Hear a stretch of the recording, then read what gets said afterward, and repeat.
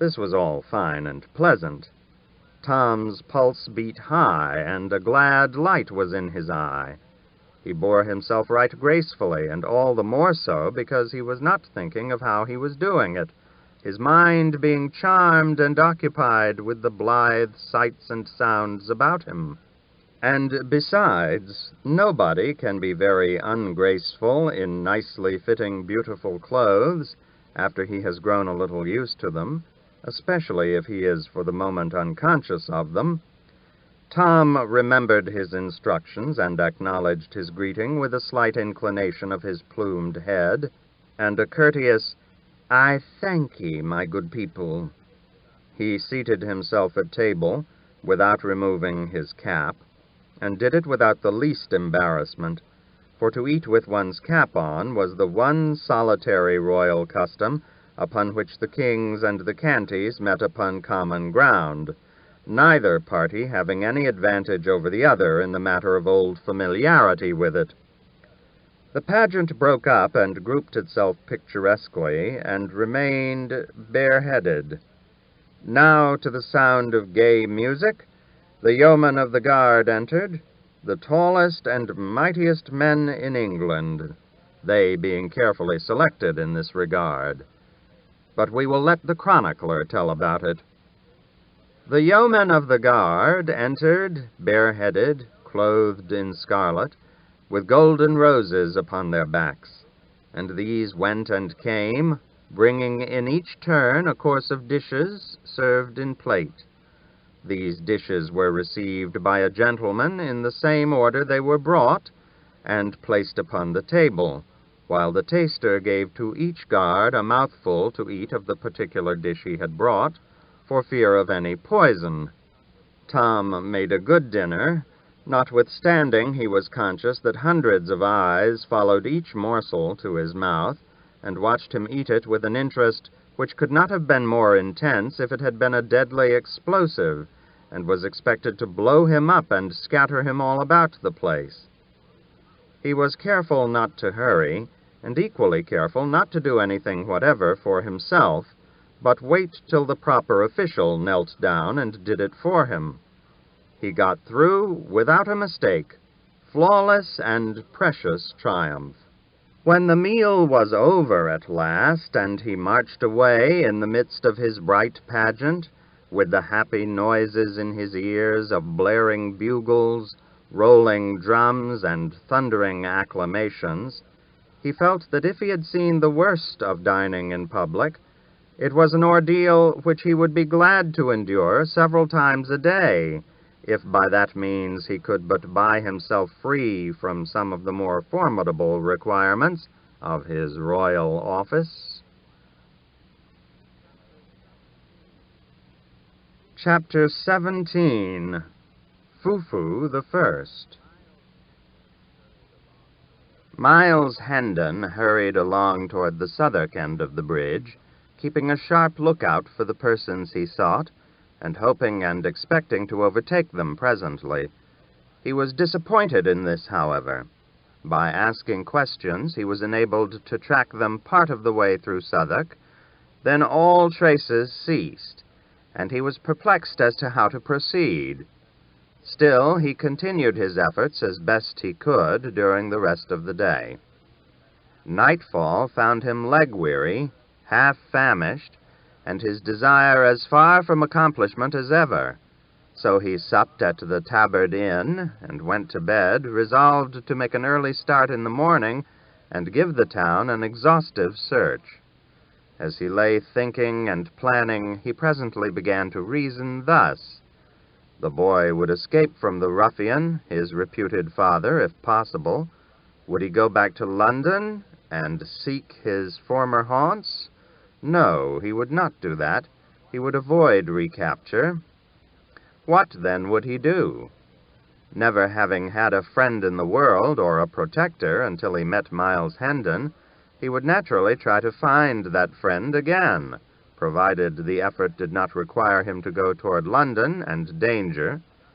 He would strike for Hendon Hall, that is what he would do, for he knew Hendon was homeward bound, and there he might expect to find him. Yes, the case was plain to Hendon. He must lose no more time in Southwark, but move at once through Kent towards Monk's Holm, searching the wood and inquiring as he went. Let us return to the vanished little king now. The ruffian, whom the waiter at the inn on the bridge saw about to join the youth and the king, did not exactly join them, but fell in close behind them and followed their steps. He said nothing. His left arm was in a sling, and he wore a large green patch over his left eye. He limped slightly and used an oaken staff as a support. The youth led the king to a crooked course through Southwark, and by struck into the high road beyond. The king was irritated now, and said he would stop here. It was Hendon's place to come to him, not his to go to Hendon. He would not endure such insolence. He would stop where he was. The youth said, "Thou'lt tarry here, and thy friend lying wounded in the wood yonder? So be it, then." The king's manner changed at once. He cried out, "Wounded? And who hath dared to do it? But that is apart. Lead on, lead on. Faster, sirrah. Art shod with lead? Wounded is he? Now, though the doer of it be a duke's son, he shall rue it." It was some distance to the wood, but the space was speedily traversed. The youth looked about him, discovered a bough sticking in the ground with a small bit of rag tied to it, then led the way into the forest, watching for similar boughs and finding them at intervals. They were evidently guides to the point he was aiming at. By and by, an open place was reached, where were the charred remains of a farmhouse, and near them a barn which was falling to ruin and decay. There was no sign of life anywhere, and utter silence prevailed. The youth entered the barn, the king following eagerly upon his heels. No one there. The king shot a surprised and suspicious glance at the youth and asked, "Where is he?" A mocking laugh was his answer. The king was in a rage in a moment. He seized a billet of wood and was in the act of charging upon the youth when another mocking laugh fell upon his ear. It was from the lame ruffian who had been following at a distance. The king turned and said angrily, "Who art thou? What is thy business here?" "Leave thy foolery," said the man, "and quiet thyself. My disguise is none so good that thou canst pretend thou knowest not thy father through it." "Thou art not my father. I know thee not. I am the king. If thou hast hid my servant, find him for me, or thou shalt sup sorrow for what thou hast done." John Canty replied in a stern and measured voice, "It is plain thou art mad, and I am loath to punish thee, but if thou provoke me, I must. Thy prating doth no harm here, where there are no ears that need to mind thy follies. Yet is it well to practice thy tongue to wary speech, that it may do no hurt when our quarters change. I have done a murder, and may not tarry at home. Neither shalt thou, seeing I need thy service. My name is changed for wise reasons. It is Hobbs, John Hobbs. Thine is Jack. Charge thy memory accordingly. Now then speak. Where is thy mother? Where are thy sisters? They came not to the place appointed. Knowest thou whither they went?" The king answered sullenly, "Trouble me not with these riddles. My mother is dead. My sisters are in the palace." The youth nearby burst into a derisive laugh, and the king would have assaulted him, but Canty, or Hobbs, as he now called himself, prevented him and said, "Peace, Hugo, vex him not. His mind is astray, and thy ways fret him. Sit thee down, Jack, and quiet thyself. Thou shalt have a morsel to eat anon." Hobbs and Hugo fell to talking together in low voices, and the king removed himself as far as he could from their disagreeable company. He withdrew into the twilight of the farther end of the barn, where he found the earthen floor bedded a foot deep with straw. He lay down here, drew straw over himself in lieu of blankets, and was soon absorbed in thinking. He had many griefs, but the minor ones were swept almost into forgetfulness by the supreme one, the loss of his father. To the rest of the world, the name of Henry VIII brought a shiver and suggested an ogre whose nostrils breathed destruction and whose hand dealt scourgings and death. But to this boy, the name brought only sensations of pleasure. The figure it invoked wore a countenance that was all gentleness and affection. He called to mind a long succession of loving passages between his father and himself, and dwelt fondly upon them, his unstinted tears attesting how deep and real was the grief that possessed his heart. As the afternoon wasted away, the lad, wearied with his troubles, sunk gradually into a tranquil and healing slumber. After a considerable time, he could not tell how long, his senses struggled to a half-consciousness, and as he lay with closed eyes, vaguely wondering where he was and what had been happening, he noted a murmurous sound, the sullen beating of rain upon the roof. A snug sense of comfort stole over him, which was rudely broken the next moment by a chorus of piping cackles and coarse laughter. It startled him disagreeably, and he unmuffled his head to see whence this interruption proceeded. A grim and unsightly picture met his eye. A bright fire was burning in the middle of the floor at the other end of the barn, and around it, and lit weirdly up by the red glare, lolled and sprawled the motliest company of tattered gutter scum and ruffians of both sexes he had ever read or dreamed of. There were huge, stalwart men, brown with exposure, long-haired and clothed in fantastic rags. There were middle-sized youths of truculent countenance and similarly clad. There were blind mendicants with patched or bandaged eyes, crippled ones with wooden legs and crutches. There was a villain-looking peddler with his pack, a knife-grinder, a tinker, and a barber-surgeon with the implements of their trades. Some of the females were hardly grown girls, some were at prime, some were old and wrinkled hags, and all were loud, brazen, foul-mouthed, and all soiled and slatternly. There were 3 sore-faced babies. There were a couple of starveling curs with strings about their necks, whose office was to lead the blind. The night was come, the gang had just finished feasting, an orgy was beginning. The can of liquor was passing from mouth to mouth. A general cry broke forth, "A song! A song from the bat, and Dick doesn't go one!" One of the blind men got up and made ready by casting aside the patches that sheltered his excellent eyes, and the pathetic placard which recited the cause of his calamity. Dot-and-Go-One disencumbered himself of his timber leg, and took his place upon sound and healthy limbs, beside his fellow rascal. Then they roared out a rollicking ditty, and were reinforced by the whole crew at the end of each stanza in a rousing chorus.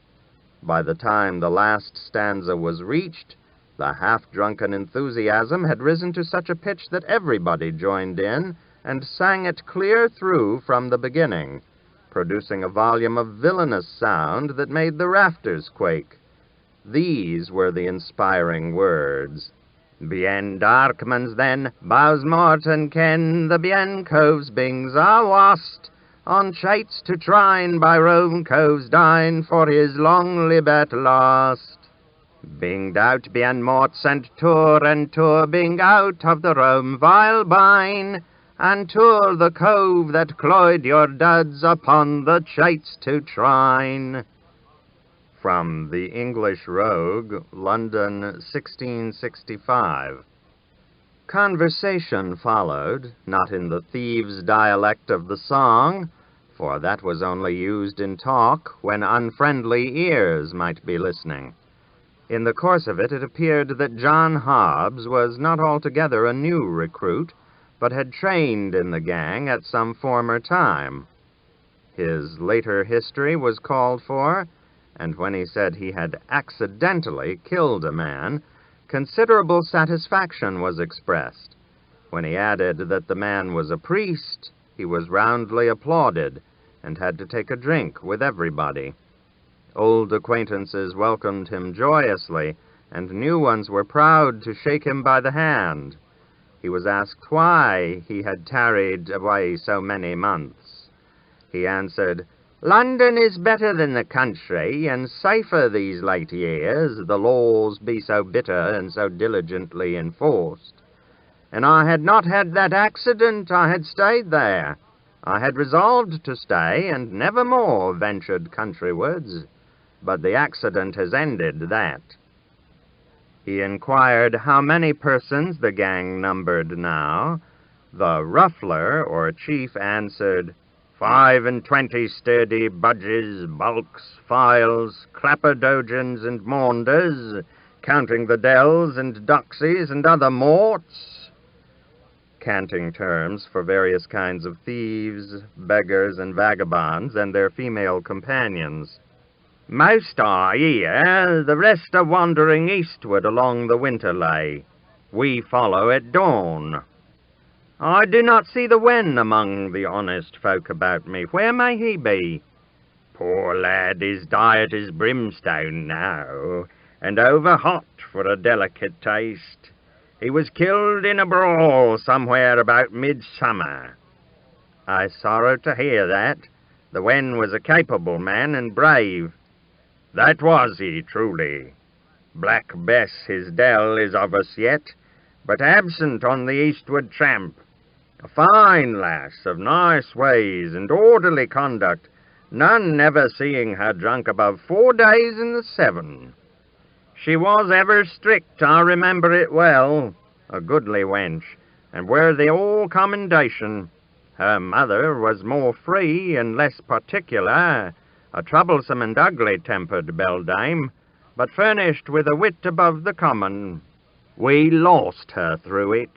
Her gift of palmistry and other sorts of fortune-telling begot for her at last a witch's name and fame. The law roasted her to death at a slow fire. It did touch me to a sort of tenderness to see the gallant way she met her lot, cursing and reviling all the crowd that gaped and gazed around her, whilst the flames licked upward toward her face, and catched her thin locks, and crackled about her old grey head. Cursing them, said I, cursing them? Why, an thou shouldst live 1,000 years, thou'dst never hear so masterful a cursing. Alack, her art died with her. There be base and weakling imitations left, but no true blasphemy. The ruffler sighed. The listeners sighed in sympathy. A general depression fell upon the company for a moment, for even hardened outcasts like these are not wholly dead to sentiment, but are able to feel a fleeting sense of loss and affliction at wide intervals, and under peculiarly favoring circumstances, as in cases like to this, for instance, when genius and culture depart and leave no heir.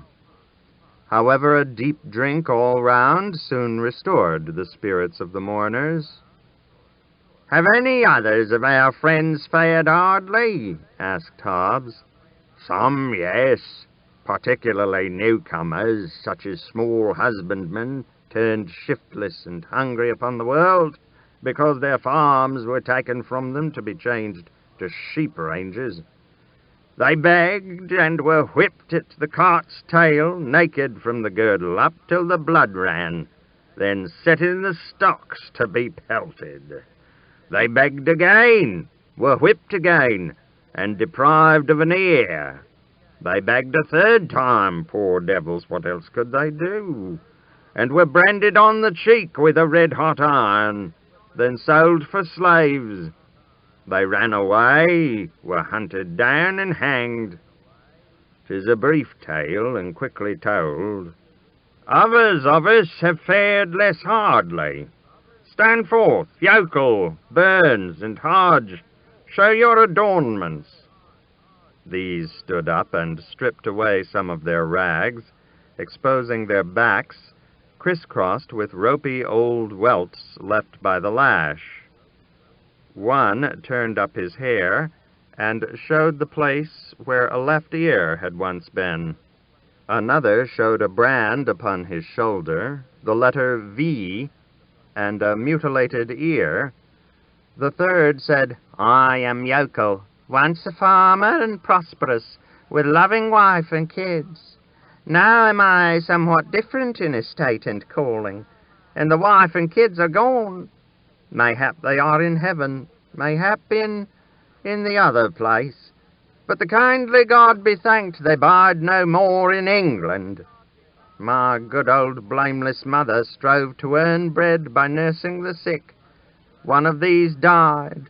The doctor knew not how, so my mother was burnt for a witch, whilst my babes looked on and wailed.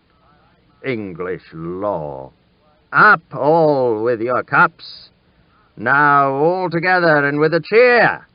Drink to the merciful English law that delivered her from the English hell. Thank you, mates, one and all. I begged from house to house, I and the wife, bearing with us the hungry kids. But it was a crime to be hungry in England, so they stripped us and lashed us through 3 towns. Drink ye all again to the merciful English law. For its lash drank deep of my Mary's blood, and its blessed deliverance came quick. She lies there in the potter's field, safe from all harms.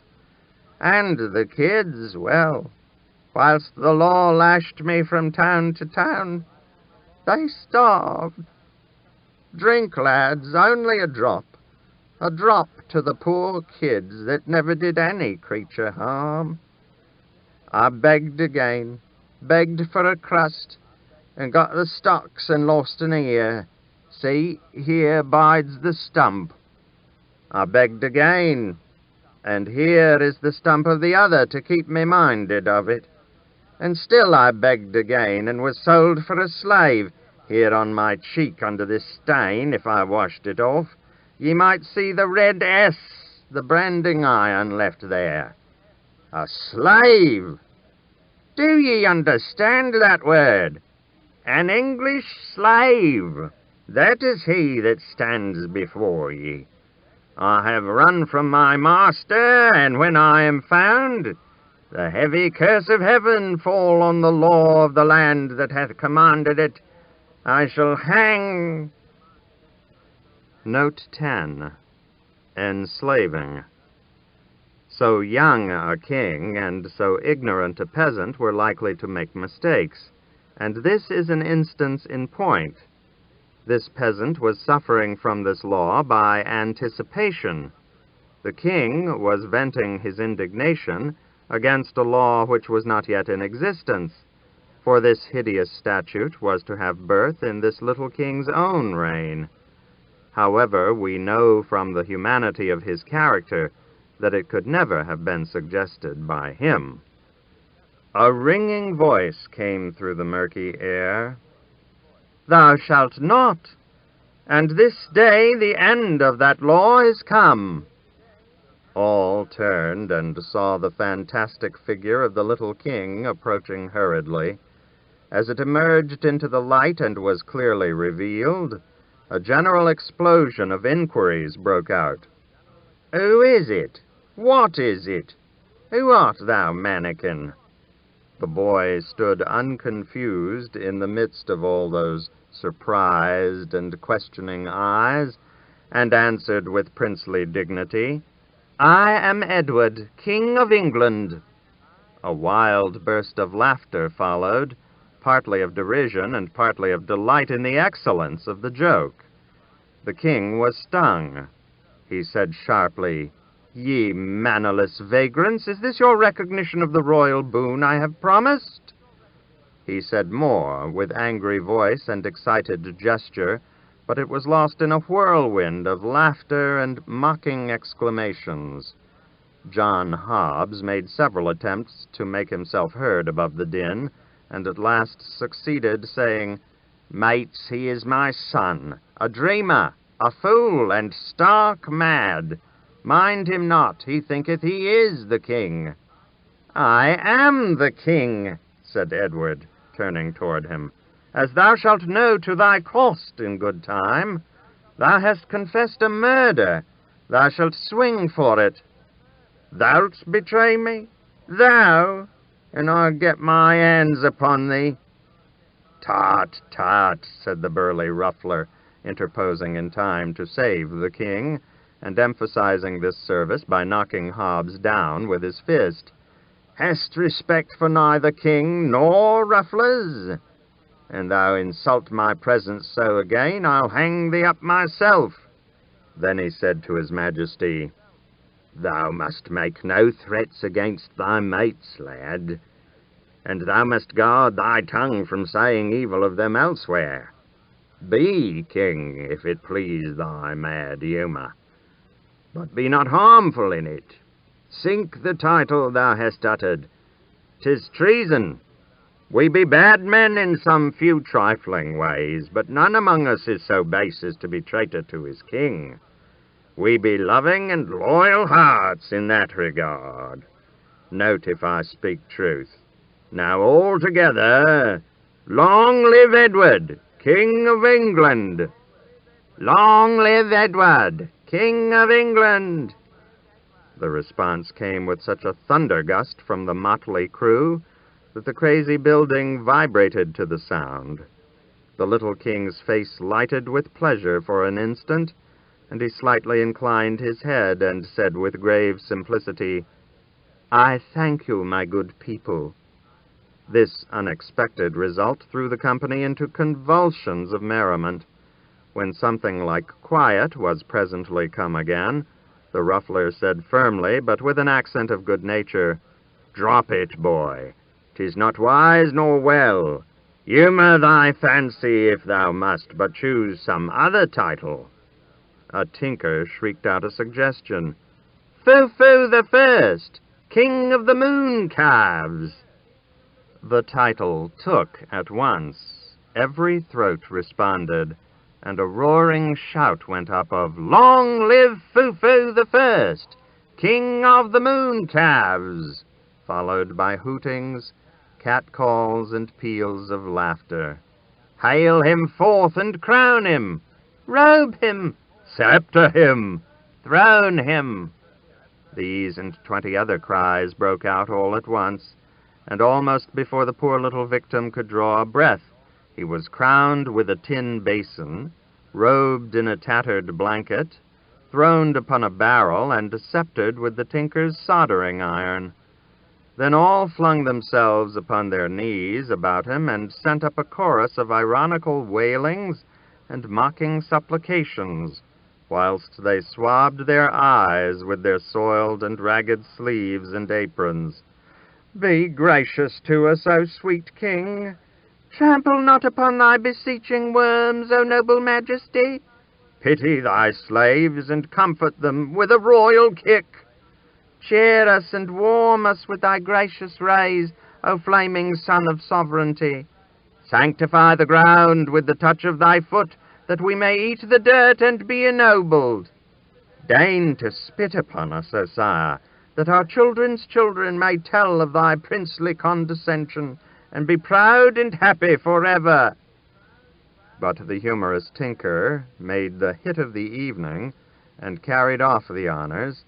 Kneeling, he pretended to kiss the king's foot, and was indignantly spurned, whereupon he went about begging for a rag to paste over the place upon his face which had been touched by the foot, saying it must be preserved from contact with the vulgar air, and that he should make his fortune by going to the highway and exposing it to view at the rate of 100 shillings a sight. He made himself so killingly funny that he was the envy and admiration of the whole mangy rabble. Tears of shame and indignation stood in the little monarch's eyes, and the thought in his heart was, "Had I offered them a deep wrong, they could not be more cruel. Yet have I proffered naught but to do them a kindness, and it is thus they use me for it." Chapter 18. The Prince with the Tramps. The troop of vagabonds turned out at early dawn and set forward on their march. There was a lowering sky overhead, sloppy ground underfoot, and a winter chill in the air. All gaiety was gone from the company. Some were sullen and silent, some were irritable and petulant, none were gentle-humored, all were thirsty. The ruffler put Jack in Hugo's charge, with some brief instructions, and commanded John Canty to keep away from him and let him alone. He also warned Hugo not to be too rough with the lad. After a while, the weather grew milder, and the clouds lifted somewhat. The troop ceased to shiver, and their spirits began to improve. They grew more and more cheerful, and finally began to chaff each other and insult passengers along the highway. This showed that they were awaking to an appreciation of life and its joys once more. The dread in which their sort was held was apparent in the fact that everybody gave them the road and took their ribald insolences meekly, without venturing to talk back. They snatched linen from the hedges occasionally, in full view of the owners, who made no protest, but only seemed grateful that they did not take the hedges too. By and by they invaded a small farmhouse and made themselves at home, while the trembling farmer and his people swept the larder clean to furnish a breakfast for them. They chucked the housewife and her daughters under the chin, whilst receiving the food from their hands, and made coarse jests about them, accompanied with insulting epithets and bursts of horse laughter. They threw bones and vegetables at the farmer and his sons, kept them dodging all the time, and applauded uproariously when a good hit was made. They ended by buttering the head of one of the daughters, who resented some of their familiarities. When they took their leave, they threatened to come back and burn the house over the heads of the family if any report of their doings got to the ears of the authorities. About noon, after a long and heavy tramp, the gang came to a halt behind a hedge on the outskirts of a considerable village. An hour was allowed for the rest. Then the crew scattered themselves abroad to enter the village at different points to ply their various trades. Jack was sent with Hugo. They wandered hither and thither for some time, Hugo watching for opportunities to do a stroke of business, but finding none. So he finally said, "I see naught to steal. It is a paltry place. Wherefore we will beg." "We, forsooth. Follow thy trade, it befits thee, but I will not beg." "Thou'lt not beg?" exclaimed Hugo, eyeing the king with surprise. "Prithee, since when hast thou reformed?" "What dost thou mean?" "Mean? Hast thou not begged the streets of London all thy life?" "Aye, thou idiot. Spare thy compliments. Thy stock will last longer. Thy father says thou hast begged all thy days. Mayhap he lied. Peradventure you will even make so bold as to say he lied," scoffed Hugo. Him you call my father, yes, he lied. Come, play not thy merry game of madman so far, mate. Use it for thy amusement, not thy hurt.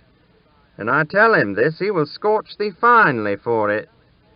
Save thyself the trouble, I will tell him. I like thy spirit, I do, in truth, but I do not admire thy judgment. Bone-rackings and bastings be plenty enow in this life without going out of one's way to invite them. But a truce to these matters. I believe your father. I doubt not he can lie. I doubt not that he doth lie upon occasion, for the best of us do that. But there is no occasion here. A wise man does not waste so good a commodity as lying for naught. But come, sith it is thy humour to give over begging, wherewithal shall we busy ourselves? With robbing kitchens? The king said impatiently, Have done with this folly, you weary me.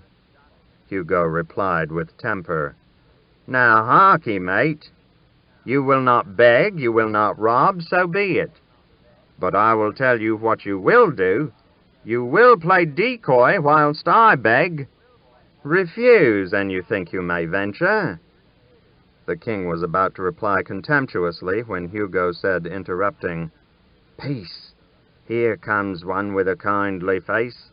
Now will I fall down in a fit, when the stranger runs to me, set you up a wail, and fall upon your knees, seeming to weep. Then cry out as all the devils of misery were in your belly, and say, Oh, sir, it is my poor afflicted brother, and we be friendless. A God's name cast through your merciful eyes one pitiful look upon a sick, forsaken, and most miserable wretch. Bestow one little penny out of thy riches upon one smitten of God and ready to perish. And mind you, keep you on wailing, and debate not till we bilk him of his penny, else you shall rue it.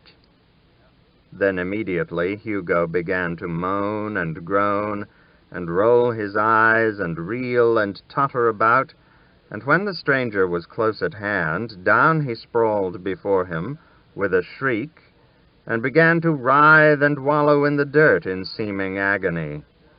Oh dear, cried the benevolent stranger. Oh, poor soul, how he doth suffer! There, let me help thee up. Oh, noble sir, forbear, and God love you for a princely gentleman, but it giveth me cruel pain to touch me when I am taken so. My brother there will tell your worship how I am racked with anguish when these fits be upon me. A penny, dear sir, a penny to buy a little food, then leave me to my sorrows. A penny? Thou shalt have 3, thou hapless creature. And he fumbled in his pocket with nervous haste, and got them out. There, poor lad, take them, and most welcome. Now come hither, my boy, and help me carry thy stricken brother to yon house, where— I am not his brother, said the king, interrupting. What? Not his brother? Oh, hear him, groaned Hugo, then privately ground his teeth. He denies his own brother, and he with one foot in the grave. Boy, thou art indeed hard of heart, if this is thy brother. For shame, and he scarce able to move hand or foot. If he is not thy brother, who is he then? A beggar and a thief. He has got your money, and has picked your pocket likewise. And thou wouldst do a healing miracle, lay thy staff over his shoulders, and trust Providence for the rest. But Hugo did not tarry for the miracle. In a moment he was up and off like the wind, the gentleman following after, and raising the hue and cry lustily as he went. The king, breathing deep gratitude to heaven for his own release, fled in the opposite direction, and did not slacken his pace until he was out of harm's reach. He took the first road that offered, and soon put the village behind him. He hurried along as briskly as he could during several hours, keeping a nervous watch over his shoulder for pursuit. But his fears left him at last, and a grateful sense of security took their place. He recognized now that he was hungry, and also very tired. So he halted at a farmhouse, but when he was about to speak, he was cut short and driven rudely away. His clothes were against him. He wandered on, wounded and indignant, and was resolved to put himself in the way of like treatment no more. But hunger is pride's master, so as the evening drew near, he made an attempt at another farmhouse, but here he fared worse than before, for he was called hard names and was promised arrest as a vagrant, except he moved on promptly. The night came on, chilly and overcast, and still the footsore monarch labored slowly on. He was obliged to keep moving, for every time he sat down to rest, he was soon penetrated to the bone with the cold. All his sensations and experiences as he moved through the solemn gloom and the empty vastness of the night were new and strange to him. At intervals he heard voices approach, pass by, and fade into silence.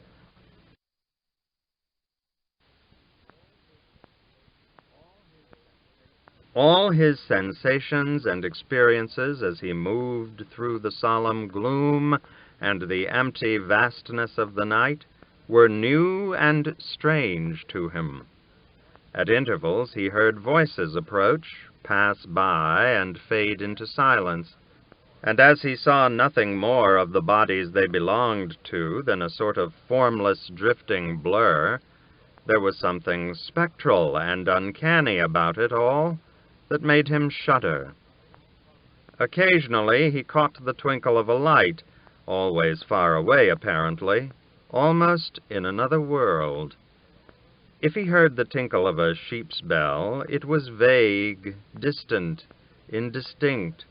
The muffled lowing of the herds floated to him on the night wind in vanishing cadences, a mournful sound. Now and then came the complaining howl of a dog over viewless expanses of field and forest. All sounds were remote. They made the little king feel that all life and activity were far removed from him, and that he stood solitary, companionless, in the center of a measureless solitude.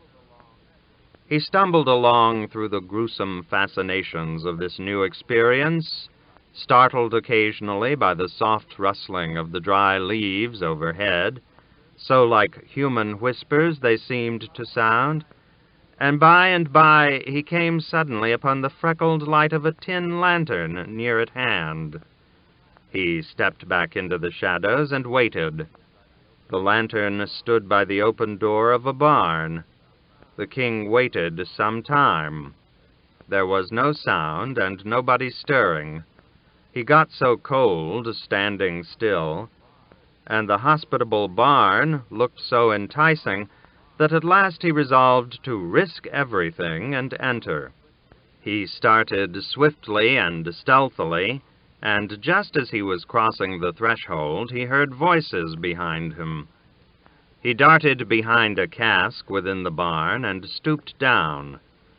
2 farm laborers came in, bringing the lantern with them, and fell to work talking meanwhile. Whilst they moved about with the light, the king made good use of his eyes, and took the bearings of what seemed to be a good-sized stall at the further end of the place, purposing to grope his way to it when he should be left to himself. He also noted the position of a pile of horse blankets midway of the route, with the intent to levy upon them for the service of the Crown of England for one night. By and by the men finished and went away, fastening the door behind them and taking the lantern with them. The shivering king made for the blankets with as good speed as the darkness would allow, gathered them up, and then groped his way safely to the stall. Of 2 of the blankets he made a bed, then covered himself with the remaining 2. He was a glad monarch now, though the blankets were old and thin and not quite warm enough, and besides gave out a pungent, horsey odor that was almost suffocatingly powerful. Although the king was hungry and chilly, he was also so tired and so drowsy that these latter influences soon began to get the advantage of the former, and he presently dozed off into a state of semi-consciousness. Then, just as he was on the point of losing himself wholly, he distinctly felt something touching him. He was broad awake in a moment and gasping for breath. The cold horror of that mysterious touch in the dark almost made his heart stand still. He lay motionless and listened, scarcely breathing. But nothing stirred, and there was no sound. He continued to listen and wait during what seemed a long time, but still nothing stirred, and there was no sound. So he began to drop into a drowse once more at last, and all at once he felt that mysterious touch again. It was a grisly thing, this light touch from this noiseless and invisible presence. It made the boy sick with ghostly fears. What should he do? That was the question, but he did not know how to answer it. Should he leave these reasonably comfortable quarters and fly from this inscrutable horror? But fly whither? He could not get out of the barn, and the idea of scurrying blindly hither and thither in the dark within the captivity of the 4 walls, with this phantom gliding after him and visiting him with that soft, hideous touch upon cheek or shoulder at every turn, was intolerable. But to stay where he was and endure this living death all night, was that better? No.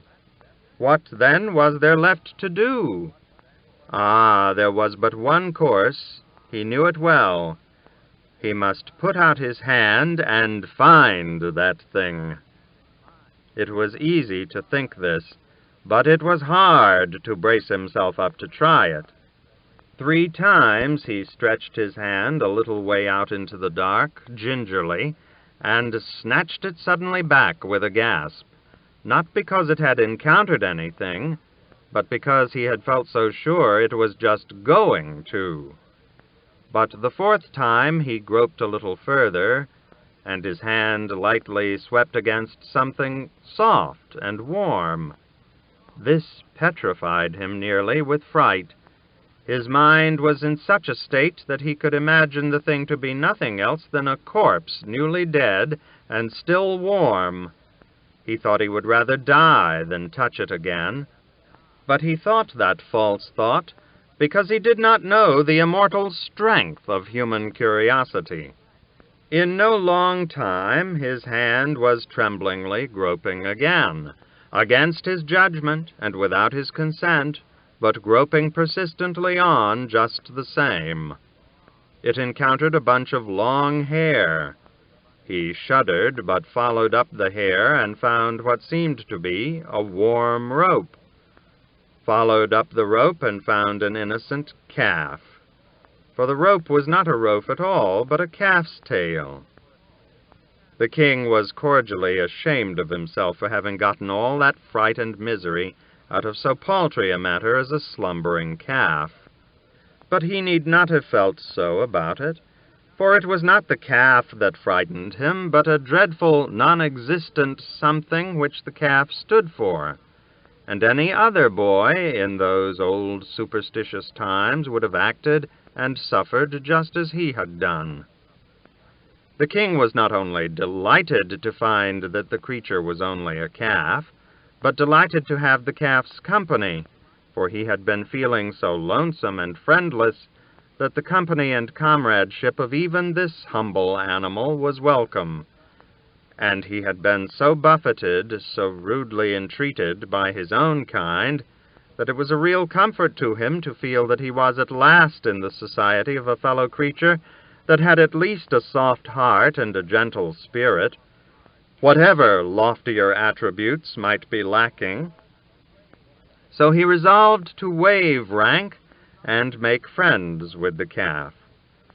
While stroking its sleek, warm back, for it lay near him and within easy reach, it occurred to him that this calf might be utilized in more ways than one, whereupon he rearranged his bed, spreading it down close to the calf.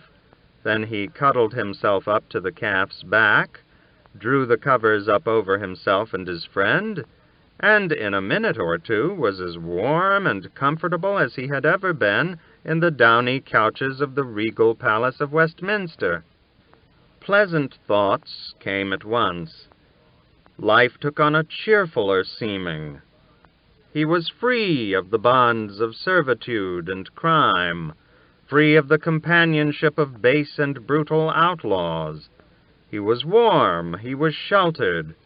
In a word, he was happy. The night wind was rising. It swept by in fitful gusts that made the old barn quake and rattle. Then its forces died down at intervals and went moaning and wailing around corners and projections. But it was all music to the king, now that he was snug and comfortable. Let it blow and rage. Let it batter and bang. Let it moan and wail. He minded it not. He only enjoyed it. He merely snuggled the closer to his friend, in a luxury of warm contentment, and drifted blissfully out of consciousness into a deep and dreamless sleep that was full of serenity and peace.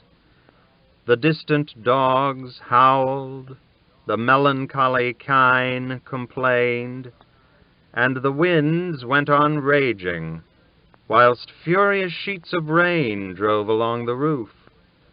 But the majesty of England slept on, undisturbed, and the calf did the same, it being a simple creature and not easily troubled by storms or embarrassed by sleeping with a king.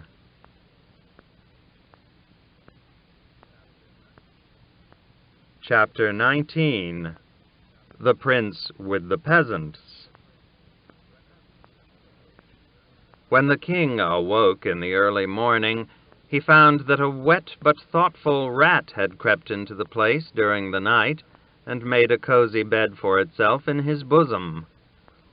Being disturbed now, it scampered away. The boy smiled and said, "Poor fool, why so fearful?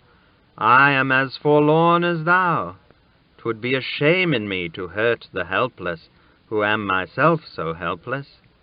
Moreover, I owe you thanks for a good omen, for when a king has fallen so low that the very rats do make a bed of him, it surely meaneth that his fortunes be upon the turn, since it is plain he can no lower go." He got up and stepped out of the stall, and just then he heard the sound of children's voices. The barn door opened, and a couple of little girls came in. As soon as they saw him, their talking and laughing ceased, and they stopped and stood still, gazing at him with strong curiosity. They presently began to whisper together. Then they approached nearer and stopped again to gaze and whisper. By and by they gathered courage and began to discuss him aloud. One said, "He hath a comely face." The other added, "And pretty hair. But is ill-clothed now, and how starved he looketh." They came still nearer, sidling shyly around and about him, examining him minutely from all points, as if he were some strange new kind of animal, but warily and watchfully the while, as if they half feared he might be a sort of animal that would bite upon occasion. Finally they halted before him, holding each other's hands for protection, and took a good satisfying stare with their innocent eyes. Then one of them plucked up all her courage, and inquired with honest directness, "Who art thou, boy?" "I am the king," was the grave answer. The children gave a little start, and their eyes spread themselves wide open and remained so during a speechless half-minute. Then curiosity broke the silence. "The king? What king?" "The King of England." The children looked at each other, then at him, then at each other again, wonderingly, perplexedly. Then one said, "Didst hear him, Marjorie? He saith he is the king. Can that be true?" "How can it be else but true, Prissy?" "Would he say a lie? For look ye, Prissy, an it were not true, it would be a lie. It surely would be. Now think on't, for all things that be not true be lies. Thou canst make naught else out of it." It was a good, tight argument without a leak in it anywhere, and it left Prissy's half-doubts not a leg to stand on. She considered a moment, then put the king upon his honor with the simple remark, "If thou art truly the king, then I believe thee." "I am truly the king." This settled the matter. His Majesty's royalty was accepted without further question or discussion, and the two little girls began at once to inquire into how he came to be where he was, and how he came to be so unroyally clad, and whither he was bound, and all about his affairs. It was a mighty relief to him to pour out his troubles where they would not be scoffed at or doubted, so he told his tale with feeling, forgetting even his hunger for the time, and it was received with the deepest and tenderest sympathy by the gentle little maids. But when he got down to his latest experiences, and they learned how long he had been without food, they cut him short, and hurried him away to the farmhouse to find a breakfast for him. The king was cheerful and happy now, and said to himself, "When I am come to mine own again, I will always honor little children, remembering how these trusted me and believed in me in my time of trouble, whilst they that were older and thought themselves wiser mocked at me and held me for a liar." The children's mother received the king kindly, and was full of pity, for his forlorn condition and apparently crazed intellect touched her womanly heart. She was a widow and rather poor. Consequently, she had seen trouble enough to enable her to feel for the unfortunate. She imagined that the demented boy had wandered away from his friends or keepers, so she tried to find out whence he had come in order that she might take measures to return him. But all her references to neighboring towns and villages, and all her inquiries in the same line, went for nothing. The boy's face, and his answers, too, showed that the things she was talking of were not familiar to him. He spoke earnestly and simply about court matters, and broke down more than once when speaking of the late king, his father. But whenever the conversation changed to baser topics, he lost interest and became silent. The woman was mightily puzzled, but she did not give up. As she proceeded with her cooking, she set herself to contriving devices to surprise the boy into betraying his real secret. She talked about cattle. He showed no concern. Then about sheep. The same result. So her guess that he had been a shepherd boy was an error. She talked about mills and about weavers, tinkers, smiths, trades and tradesmen of all sorts, and about bedlam and jails and charitable retreats, but no matter, she was baffled at all points. Not altogether, either, for she argued that she had narrowed the thing down to domestic service, yet she was sure she was on the right track now. He must have been a house servant. So she led up to that, but the result was discouraging. The subject of sweeping appeared to weary him. Fire-building failed to stir him. Scrubbing and scouring awoke no enthusiasm. Then the good wife touched with a perishing hope and rather as a matter of form, upon the subject of cooking. To her surprise and her vast delight, the king's face lighted at once. Ah, she had hunted him down at last, she thought, and she was right proud, too, of the devious shrewdness and tact which had accomplished it. Her tired tongue got a chance to rest now, for the king's, inspired by gnawing hunger and the fragrant smells that came from the sputtering pots and pans, turned itself loose and delivered itself up to such an eloquent dissertation upon certain toothsome dishes, that within 3 minutes the woman said to herself, "Of a truth I was right. He hath holpen in a kitchen." Then he broadened his bill of fare, and discussed it with such appreciation and animation that the goodwife said to herself, "Good lack, how can he know so many dishes, and so fine ones withal? For these belong only upon the tables of the rich and great. And now I see, ragged outcast as he is, he must have served in the palace before his reason went astray. Yes, he must have helped in the very kitchen of the king himself. I will test him." Full of eagerness to prove her sagacity, she told the king to mind the cooking a moment, hinting that he might manufacture and add a dish or two if he chose. Then she went out of the room and gave her children a sign to follow after. The king muttered, "Another English king had a commission like this in a bygone time.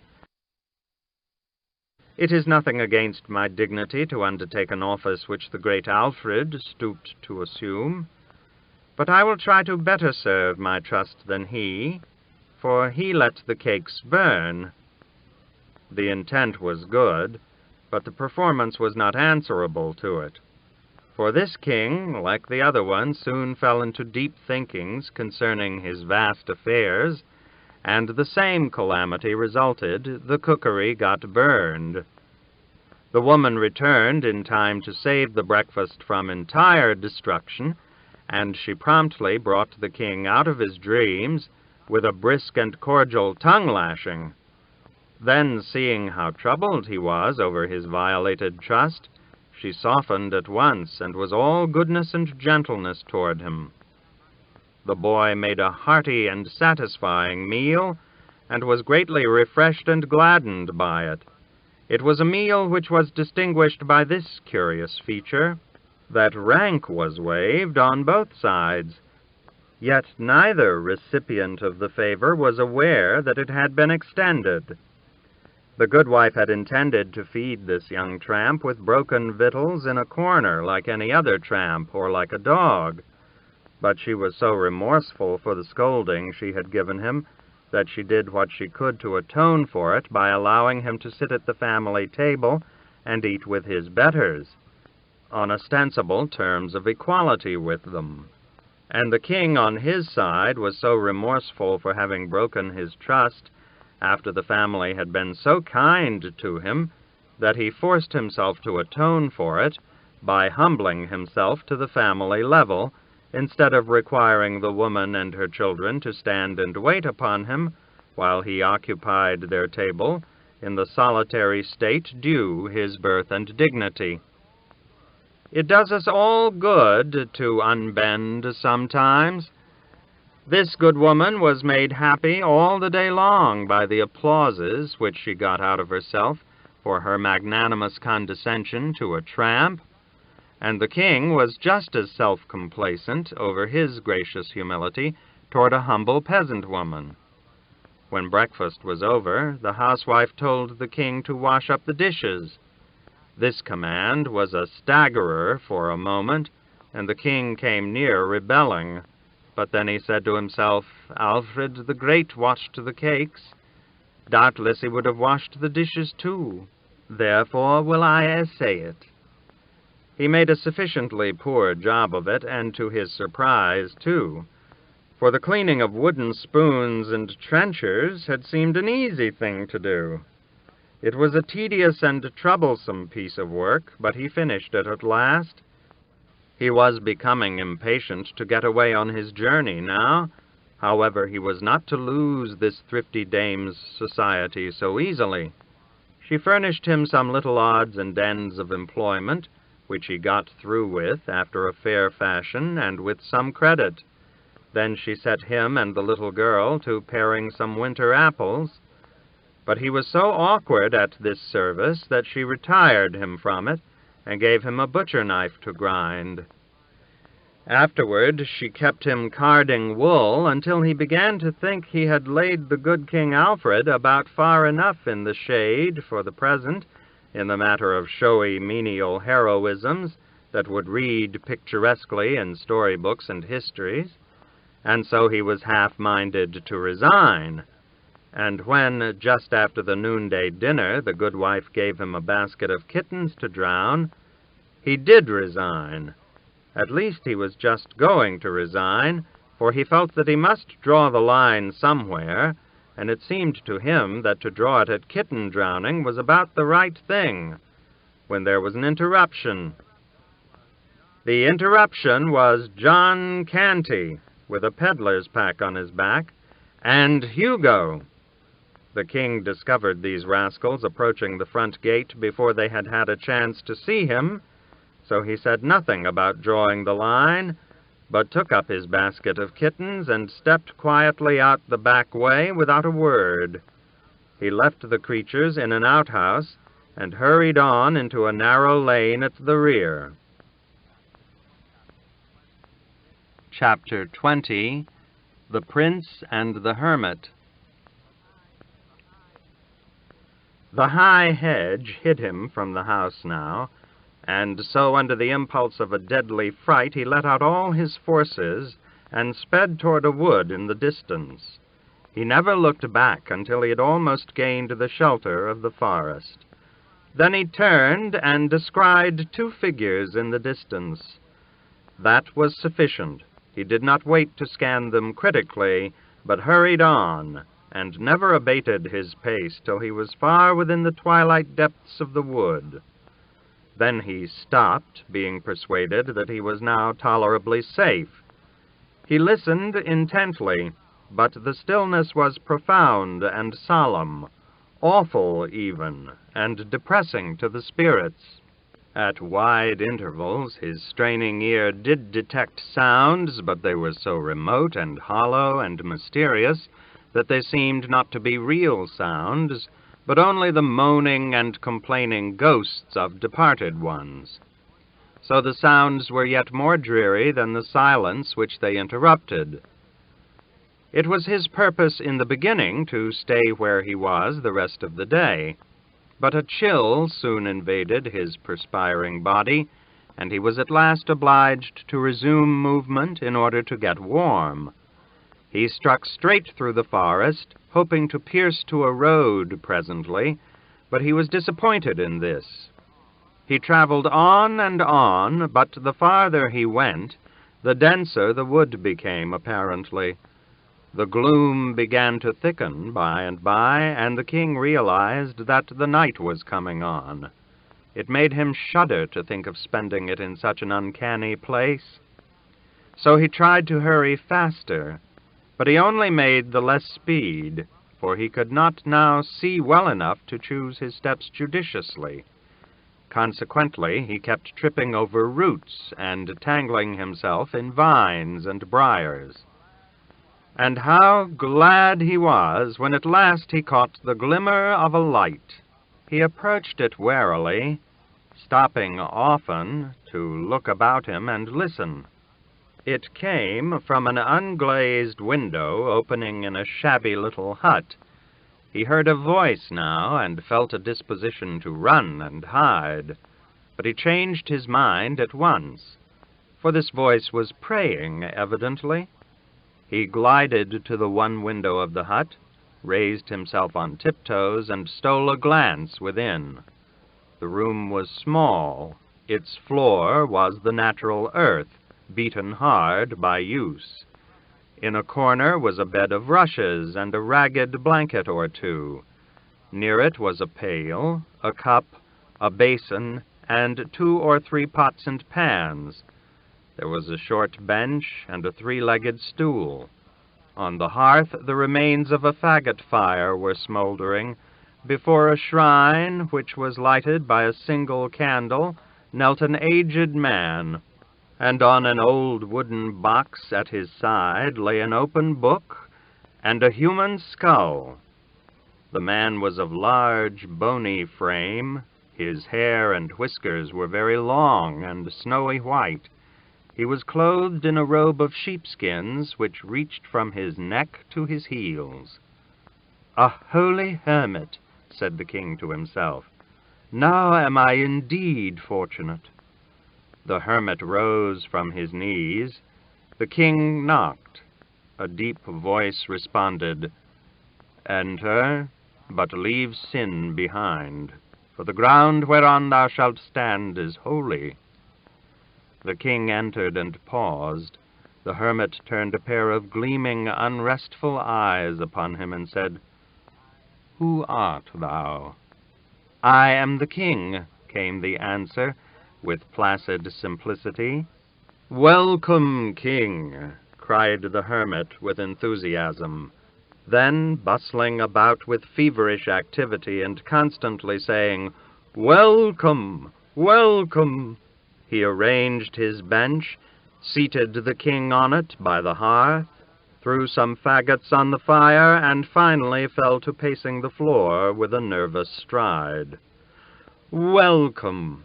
Many have sought sanctuary here, but they were not worthy, and were turned away. But a king who casts his crown away and despises the vain splendors of his office, clothes his body in rags to devote his life to holiness and the mortification of the flesh, he is worthy, he is welcome. Here shall he abide all his days, till death come."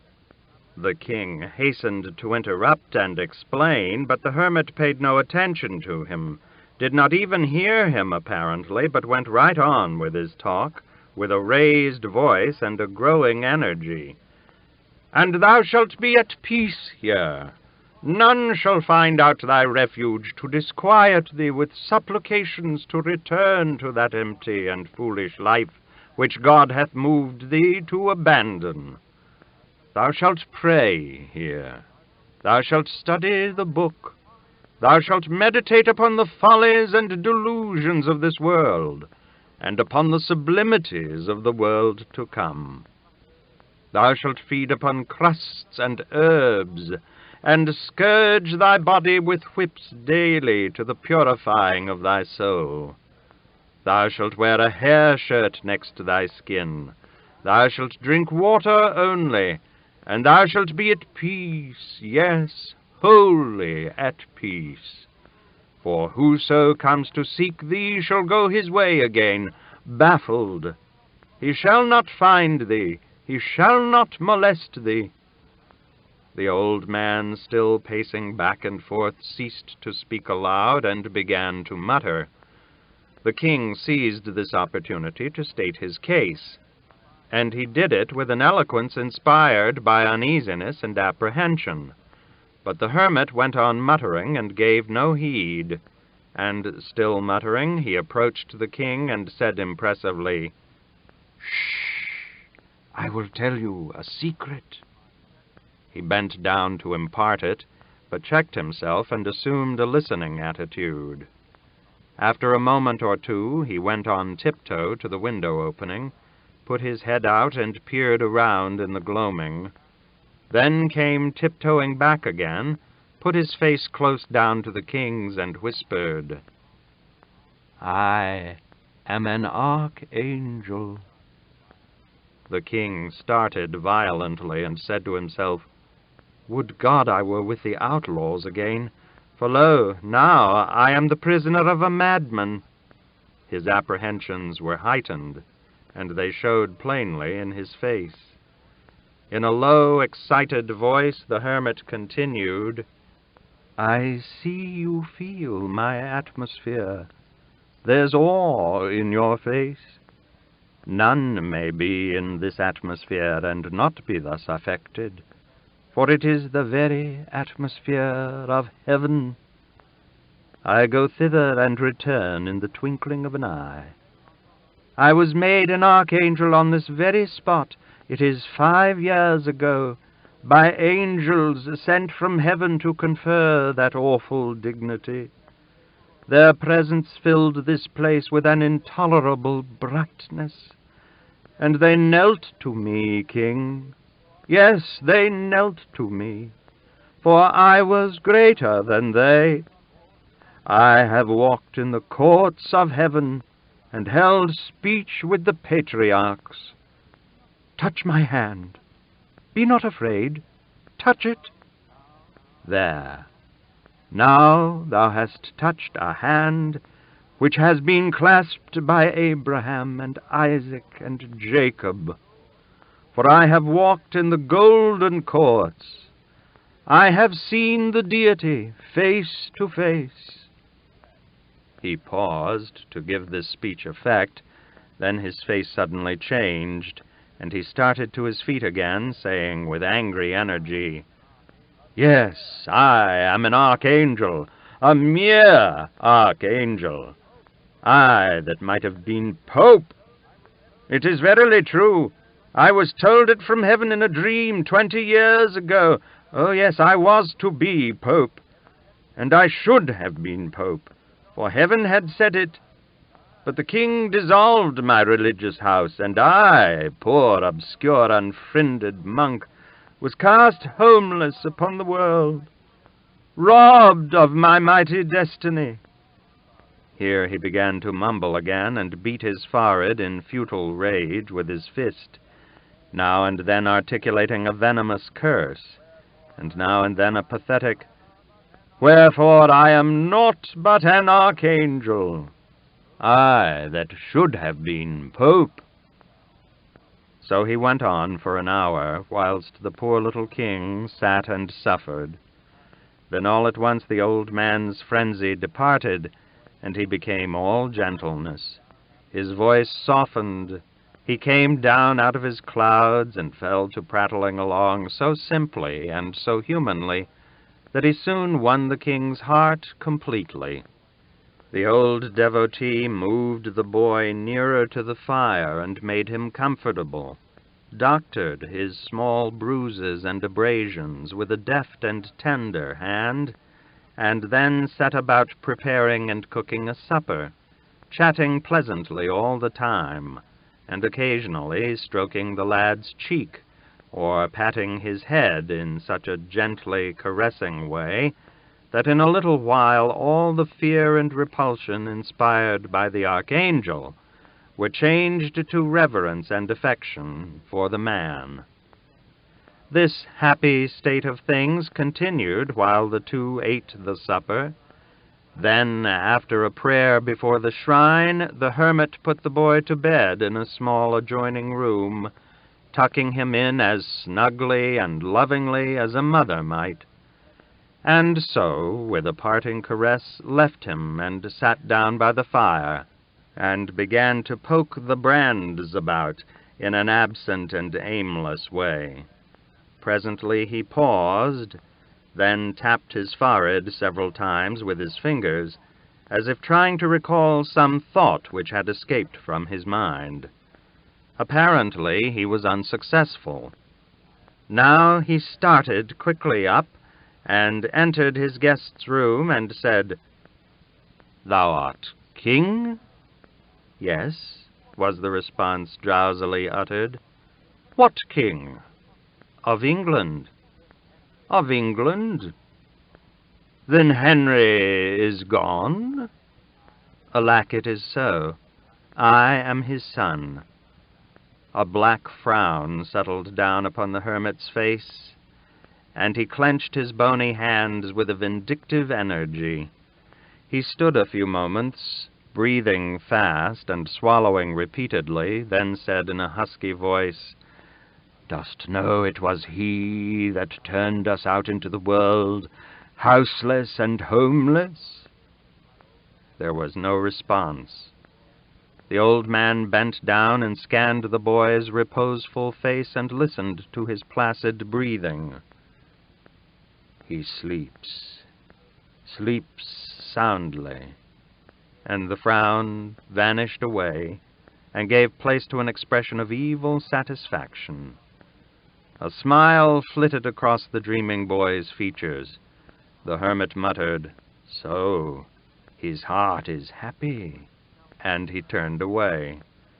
He went stealthily about the place, seeking here and there for something, now and then halting to listen, now and then jerking his head around and casting a quick glance toward the bed, and always muttering, always mumbling to himself. At last he found what he seemed to want, a rusty old butcher knife and a whetstone. Then he crept to his place by the fire, sat himself down, and began to whet the knife softly on the stone, still muttering, mumbling, ejaculating. The winds sighed around the lonely place. The mysterious voices of the night floated by out of the distances. The shining eyes of venturesome mice and rats peered out at the old man from cracks and coverts. But he went on with his work, rapt, absorbed, and noted none of these things. At long intervals he drew his thumb along the edge of his knife and nodded his head with satisfaction. "It grows sharper," he said. "Yes, it grows sharper." He took no note of the flight of time, but worked tranquilly on, entertaining himself with his thoughts, which broke out occasionally in articulate speech. "His father wrought us evil. He destroyed us, and is gone down into the eternal fires. Yes, down into the eternal fires. He escaped us, but it was God's will. Yes, it was God's will. We must not repine. But he hath not escaped the fires. No, he hath not escaped the fires, the consuming, unpitying, remorseless fires, and they are everlasting." And so he wrought and still wrought, mumbling, chuckling a low, rasping chuckle at times, and at times breaking again into words.